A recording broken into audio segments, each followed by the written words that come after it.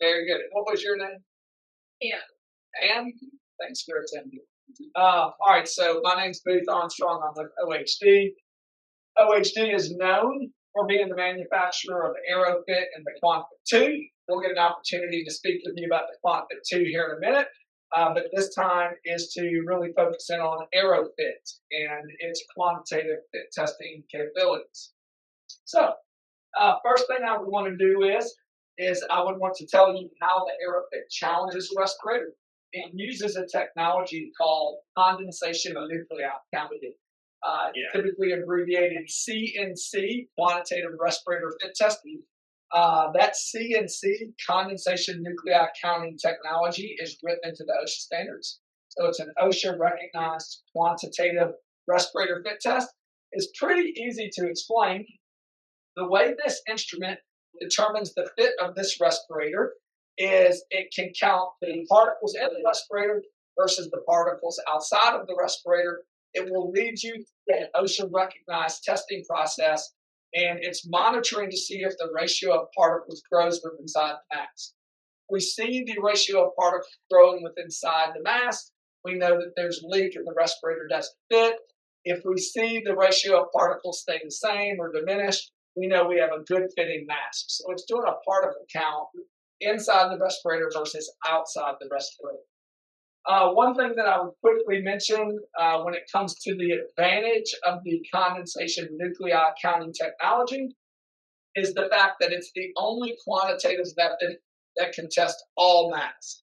It can test elastomeric rubber seal mask, whether it's a half base or a full base, and it can test your N95 FFR respirators as well. So it's the only quantitative method that can test all masks. Now, Bernie's going to be offered to be our test subject, so we're going to jump into and show you a quantitative test on this 3M 1870 respirator. A couple things I would want to point out real quick about testing with the condensation nuclei counting technology. This technology does require a testing environment. Okay? So there has to be a threshold of particles in the air for this device to do the inside count versus the outside count. Now, typically if you look at a condensation nuclei counting user manual, it will advise you to test with this instrument in a small closed room, think like 6x6. So we're taking a little bit of a risk, and me and Bernie have already checked this. We're taking a little bit of a risk by doing this test in this large room, and we may get an error message that says low concentration, which is simply the instrument telling us it doesn't have enough a threshold of ambient particles in air to challenge the respirator. And if we get that message, as the manufacturer, there's a little secret code I can put into the instrument to tell it to not monitor the ambient count, so you can actually see the testing process. But we're going to try to let it test in the environment. Now, the reason we have this little ultrasonic humidifier right here is because that is trying to help us have a testing environment. It's generating particles in the air for us to test it. The thing is that the particles that this is generating just might not be enough to overcome the testing environment on this large room in a really efficient HVAC system. All right, other thing I'd like to point out, when you're using the condensation nuclei counting testing method, you have to have isopropyl alcohol. So this system requires a testing environment, and it requires some consumables and the isopropyl alcohol, and it requires some consumables and what are called push nuts and probes, which is the simple way where you probe the respirator using our punch, where we can now pull the in-mask sample. Okay? So, does anybody have any questions? We'll take them real quick because we are on a time limit. While Bernie's getting his respirator and getting ready for the testing process, does anybody have any questions before I walk into the testing process? What's typical air mass concentration that needs to have? Particles? Yeah. So it depends on whether you're doing a FFR N95 or an elastomeric seal respirator, because it's a different testing process then. But typically what we like to tell people is you want to have a concentration of about 1,000 particles per cubic centimeter. So that's what we're looking for. So what we're going to do now is we're just going to simply get a test running, and while Bernie's in the test, I'll kind of give some commentary on what's happening. So right now, he's going to be in step 1. And on step 1, it's going to ask him to bend over at the waist, take 2 breaths. Then it's going to ask him to stand up and take 2 breaths. Now, what it's doing right now is it's taking its first ambient sample. So it's taking a sample of the ambient particles. And now it's taking its first en-mask sample. He's just going to keep bending at the waist, taking 2 breaths and coming up at 2 breaths. We've got written instructions, visual instructions, and a lifetime read on the fit test right now. So right now he's in the green. Things are looking really good. And he's about to move to step 2. On step 2, it's going to ask him to read a rainbow passage. If you're familiar with fit testing, you're familiar with the rainbow passage. Test subjects can recite their ABCs. Test subjects can count from 1 to 100. It's really user preference. We got to get him talking in this FFR N95 mask while we're challenging the fit of it. So he's halfway through step 2. It's a 4-step test. So he's going to have 2 steps after this. He's going to have a head up and down and a head side to side. Now, does it check for a hit vocalizing? Are there any sound? No, technology's not that advanced yet. So now he's on head side to side. And one thing that's fun about the way the tech is listed is you can see his scores on the first 2 steps. So we've got a pass on step 1. We've got a pass on step 2. He's in step 3. Our lifetime reading right here, which is a green or red bar. Green means good. I'm from Alabama. Okay, so we try to keep things simple. Red means not good. So I went to Auburn, so I can't give you a roll tide. But so he's good on step 3. He's now in step 4, which is a head up and down. Now at the end of step 4, it's going to take one more ambient sample. Now we had a decent ambient sample on our first ambient sample.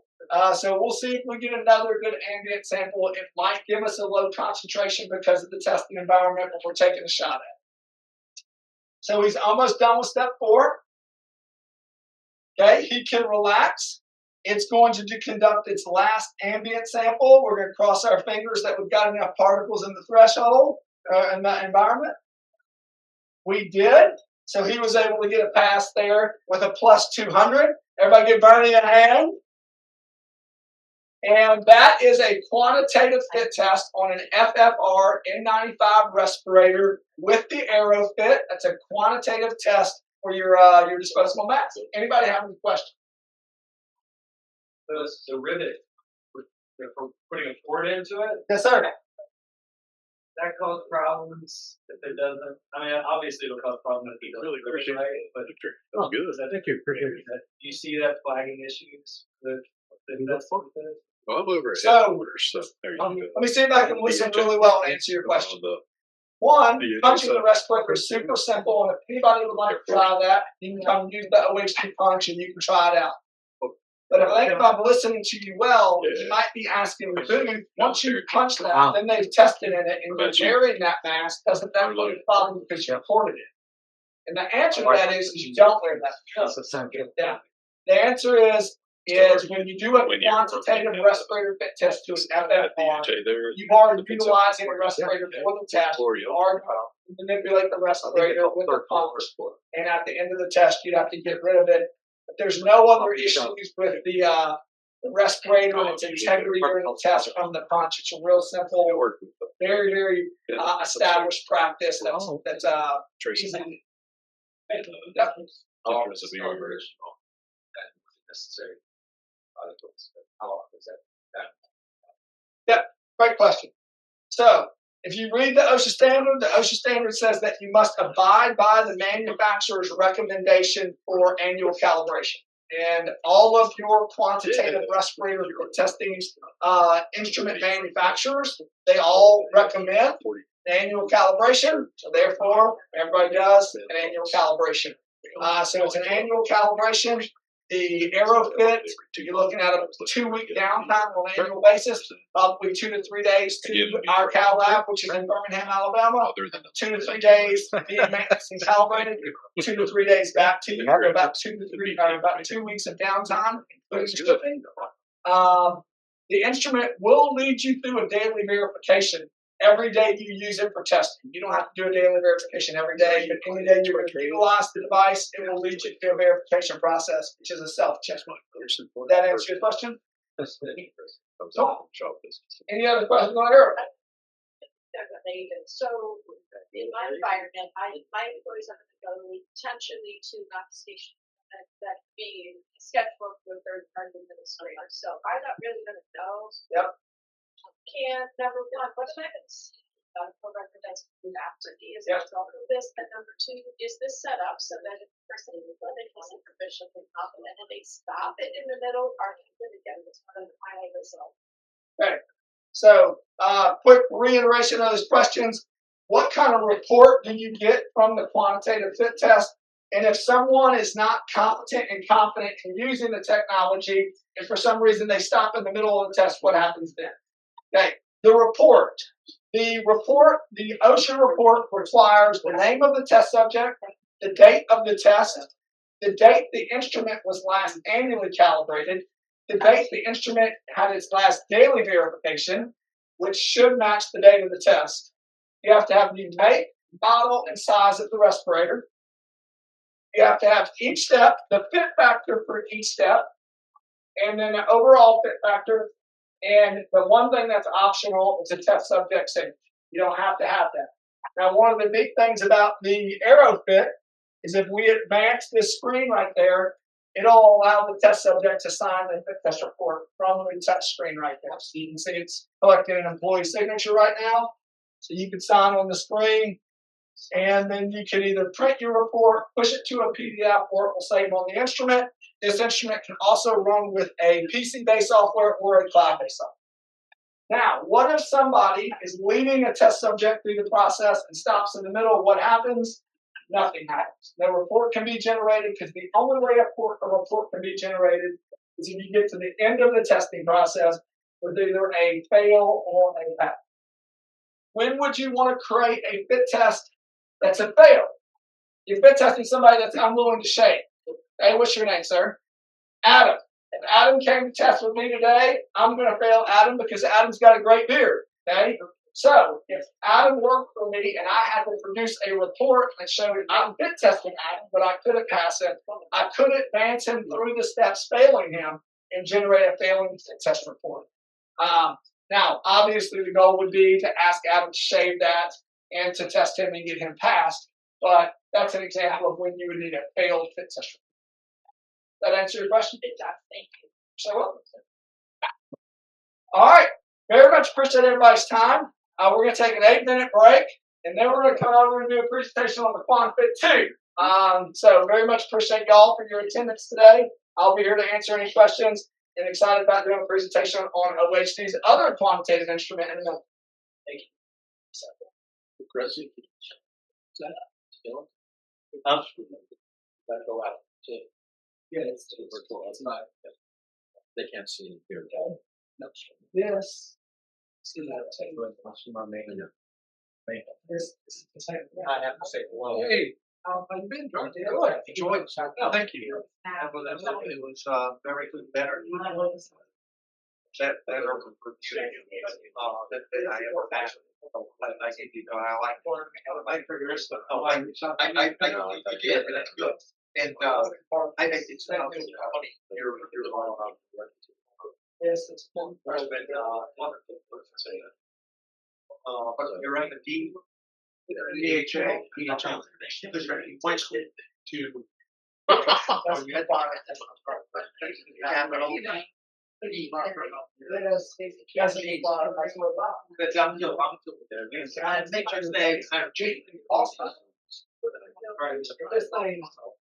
Cars always why would anybody rock? I'm still There it is. It's the same. I think there's still a short go. Yeah. One, yeah. I think. Oh, You need to. yeah, it did.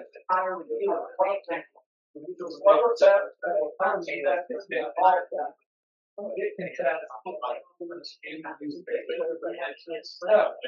someone questioned about I don't have to be tested. We all pushing on. It's cheaper, faster. If someone comes to us and says, I need to test, Yeah, there was this right attack.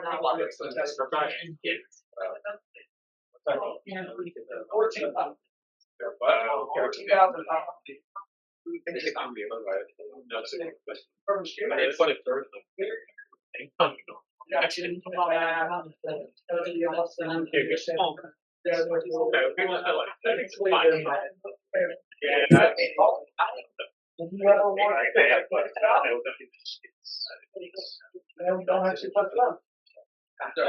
All right, got your information.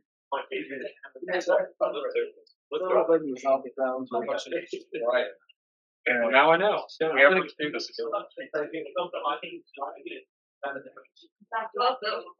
Yeah. Hey, I'm good. Don't worry about it. I'm gonna grab something out from this list. I got back to back. Huh? Oh, it comes out. Y'all are Yeah, they. Okay, great, thank you. fluid, yeah, you're welcome. I got some dear friends in the area, so Wanted to. one of my dear friends lives here. It was his wife's birthday. So talking to dinner. Mike here. Here today, tomorrow. I'm excited about it. Yeah, it's $4,000 investment. That's the hotel I'm staying at. I've been there before. It's beautiful inside. But I think that although it was open last night because they had some events. So we just had our public schools guy held in and one of our dear friends had a plan for months to bring a family to DC for fall break, and they were going to get all the museums. They got up here and they can only do like Spy Museum, Bible Museum, and Baby, But I did. How they keep it's a really big thing. I don't know. Keep this running, right? Keep yeah, like aerospace clothes. Okay, you were down. All the big ones they were considered the Holocaust. Yeah, that's fine. That was closed. So they were kind of stuff. No, they have it, right? It's on the line. So, yeah. But it's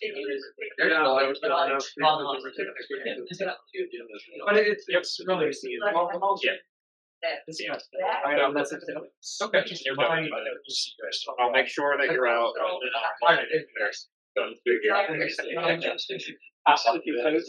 Yeah. It'll do that. just like Basically.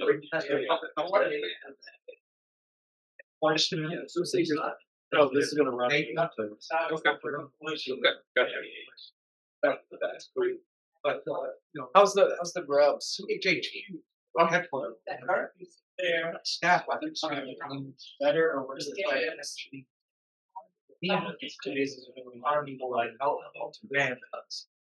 So like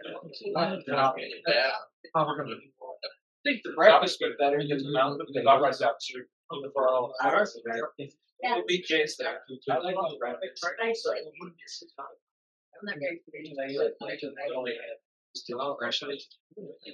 Right now,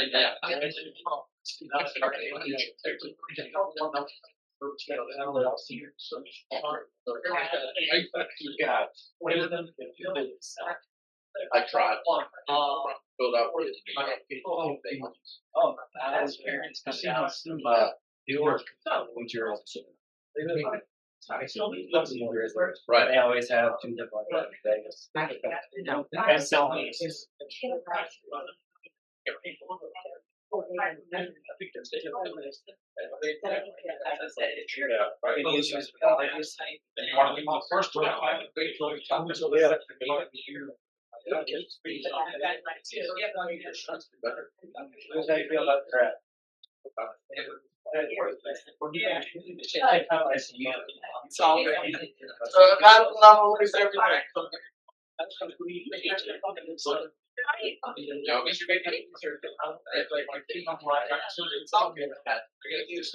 So what do you got first? Great work. Oh dear.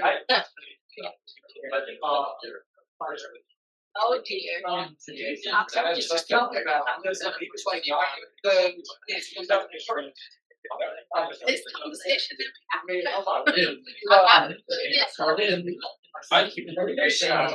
Oh,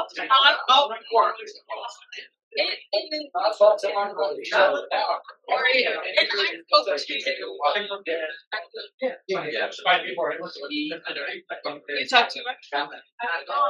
Good. Still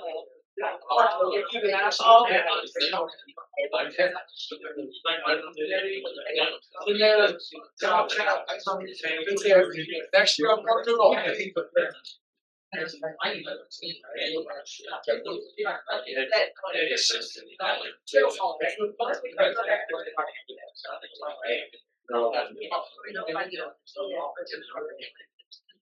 That's one flaw.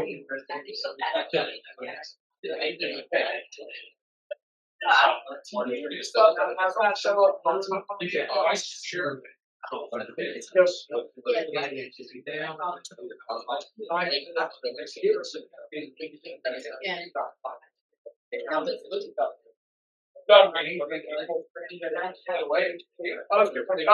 I was on there. It's not. It's a lot of money up there. All right. Hey everybody, my name's Booth Armstrong. I work for OHD. We're based out of Birmingham, Alabama, and I'm excited about partnering with Chris for the participation. And we're going to take about 10 minutes here. So I'm going to OHD QuantaFit 2. The game plan here is I'm going to give you a little bit of information about the QuantaFit 2. And Chris is actually going to jump in the respirator, and we're going to do a quantitative respirator test on a half-mask elastomeric sealed rubber respirator. So you can see it in action. So, the QuantaFit 2 utilizes a technology called controlled negative pressure. This technology is written into the OSHA standard. It's very simple to explain. When this device is activated, it is going to evacuate the air out of the respirator Chris is wearing. It's going to put that respirator under a precise negative pressure, and it's going to determine the fit of the respirator based off how much air penetrates the mask. Does that make sense? Right, have any questions on how we're putting the respirator under pressure and we're determining the fit based on how much air penetrates the respirator? What's your name, sir? Jonathan. Jonathan. All right, so I tested Jonathan today. Jonathan's got a great beard. What would happen is when the respirator was put under a precise pressure, air would pass through because he doesn't have good space to seal the contact. That's what that told us. To identify that air, and it would start to drive down the spit factors. Which Jonathan's stick was going to cause a failure. Does that make sense? Okay. So what else can cause a failure? I have this marketing. You're not supposed to. So shit all this recovery. The patient. Right. So we put them together. I know. What are you doing? Are you going to sign up for it? Oh. Right. Yeah. And if you well, no one's going to come here if we're going to make them unfast. There's some of that out there. Yeah. Oh, no, bother showing up. Yep. What are other things that can cause wrong time respirator? What's another thing? What's the number one thing? This will be a fun question. We'll poll the group. What's the number one thing that causes the failure of quantitative respirator fit test? So you got graded. Anybody got a guess? It's not facial hair, and it's not the wrong size respirator. Errors, timeliness, all this stuff. What'd you say? You don't make them out. That's the answer. Or is it different? People don't have to put alcohol. So when they put alcohol, it doesn't fit. When they do a quantitative test, the scientifically validated technology determines it doesn't fit because they catch the great job. So, control negative pressure test. Now, what is special about the controlled negative pressure technology? It's the only quantitative respirator fit testing technology that doesn't require a testing environment. So if you were with me a minute ago, we were testing with Aerosmith, and we had a little bit of concern about the particles we were having in space and if we were going to be able to effectively test the instrument, because this instrument requires a threshold of ambient particles. The only difference with the QuantaFit 2, we don't care about the threshold of particles. What the But I noun went to like is Steve about the Columbia for quantity. say, Again, what you were with us on the everybody don't make we it. talked They about having to have picture. alcohol for this device to I gotta run, look at that. and about having to have Is it consumable for Like, probing well, the max. I have a program. One of the big things about the quantity, That's really random. it's consumable for fit testing. show it. There's no alcohol required. There's no probing of the respirator required. Okay? So That's, it's the only fit testing instrument that can test in any environment. It's the only fit testing instrument that doesn't require consumables. FA. And it's known for doing the fastest quantitative respirator fit test currently recognized by the regulatory bodies. Now, one might say, good, if this does the fastest test, it can do a test without consumables and without a testing environment, which makes it an easier test. One might say, why would anybody ever choose aerofitting?